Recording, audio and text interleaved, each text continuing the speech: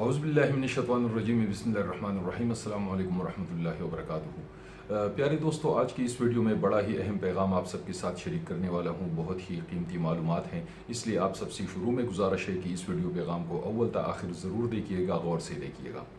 دوستو، جب بھی میں مدافعانہ ڈرائیونگ یا ڈیفینسو ڈرائیونگ کے حوالے سے کوئی ٹریننگ دیتا ہوں یا کسی سیمینار یا کسی کانفرنس میں شریک ہوتا ہوں تو اکثر لوگوں کو ان حوالوں سے کنفیوز پاتا ہوں کہ ڈیفینسو ڈرائیونگ اور اس کے بیسک کانسیپٹ جیسے کہ 3 سیکنڈ رول جو ہے، اور یا ریئر ویل ویزیبلٹی رول یا ٹچ پوائنٹ رول، یہ کیا چیزیں ہیں، اس حوالے سے لوگ اکثر کنفیوز ہوتے ہیں۔ تو آج کی اس ویڈیو میں ایک ایک کر کے یہ تمام چیزیں آپ لوگوں کے لیے ایکسپلین کرنے والا ہوں۔ بہت ہی آسان الفاظ میں ان کی وضاحت کروں گا، اور یہ اس لیے بھی ضروری ہے کہ ڈرائیونگ اور گاڑی آج ہماری بنیادی ضروریات میں سے ہیں، اور کچھ دوستوں نے گاڑیاں خریدی ہوں گی جو آلریڈی وہ چلا رہے ہوں گے، کچھ دوستوں کا پلان ہوگا گاڑی خریدنے کا، اور ڈرائیونگ تو ہر کوئی سیکھنے کی کوشش کر رہا ہے۔ تو ڈرائیونگ کے حوالے سے پہلے یہ بتاؤں کہ ڈیفینسو ڈرائیونگ کیا ہے۔ اس سے پہلے دنیا میں سیف ڈرائیونگ یا سیفٹی ڈرائیونگ کا کانسیپٹ تھا، جس کو بعد میں ڈیفینسو ڈرائیونگ کے ساتھ تبدیل کر دیا گیا۔ دونوں میں جو بنیادی فرق ہے، جو بیسک ڈیفرنس ہے، وہ یہ ہے کہ سیف یا سیفٹی ڈرائیونگ کا مطلب کسی ڈرائیور کی سکلز کو ڈیولپ کرنا، اس کی مہارت کو بڑھانا، اس کو ایک ماہر ڈرائیور بنانا تھا۔ لیکن پھر اس پر غور کیا گیا اور ماہرین نے اس کانسیپٹ کو ڈیفینسو ڈرائیونگ یا مدافعانہ ڈرائیونگ کے ساتھ تبدیل کر دیا۔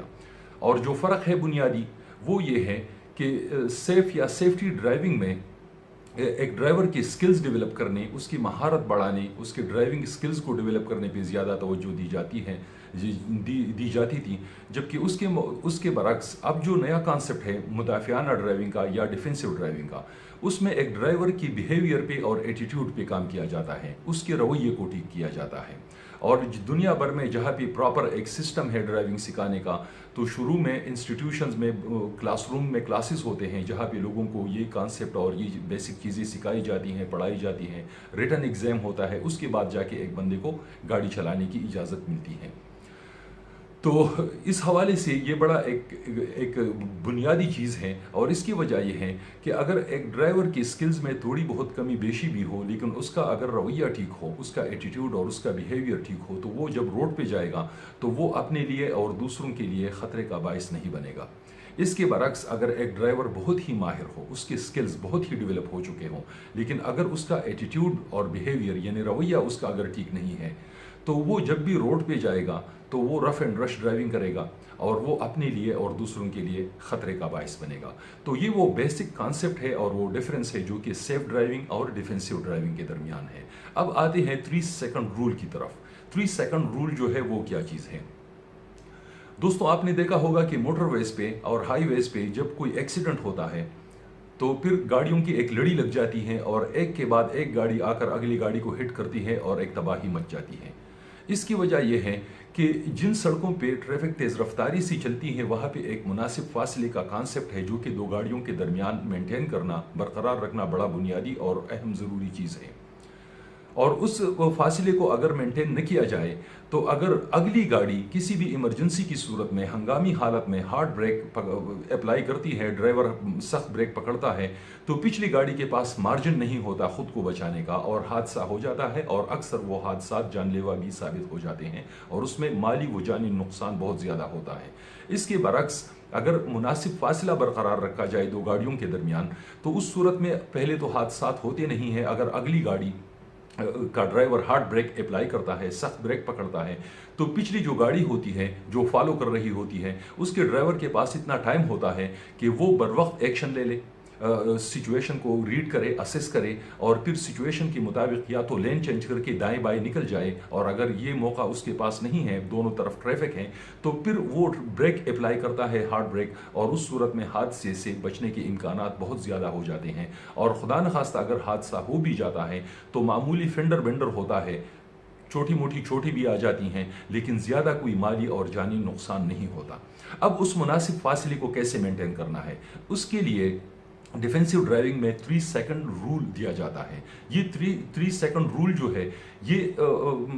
ایک مناسب فاصلہ ہوتا ہے جس کو مینٹین کرنا بڑا امپورٹنٹ ہوتا ہے، اور اس کو سمجھنا بڑا امپورٹنٹ ہوتا ہے، بڑا بنیادی ہے۔ اب ایک ڈرائیور گاڑی چلاتے وقت گھڑی تو نہیں دیکھ سکتا،